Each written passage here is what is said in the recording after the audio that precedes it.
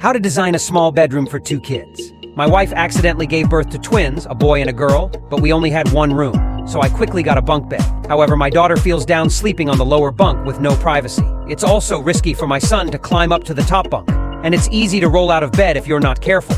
Plus, studying together at desks side by side isn't ideal, they influence each other, and siblings often end up arguing. To avoid all this, we've decided to clear out the bedroom and reinvent it. First, let's build a frame bed using galvanized square steels and eco-friendly wood veneer. Add a professional bed card rack and place big mattresses on the left and right to make a spacious bed. Then, we'll paint the room with latex paint using 2 colors, pink on the left for my daughter and blue on the right for my son. Above the head of each bed, we'll make 2 holes covered with wood veneer, perfect for storing children's snacks and toys or as an alternative bedside table. In the middle of the room, we'll construct a wall partition with glass windows for a light, ventilated, and breathable feel. On the left side, we'll shape the outside with an arch and add linear lights for a cozy atmosphere. On the right side, we'll install a sliding door for my son's privacy when he sleeps. Each sibling will have their own separate sitting and storage areas, ensuring they don't disturb each other. Now, let's make the most of the space under the bed by installing several large drawers.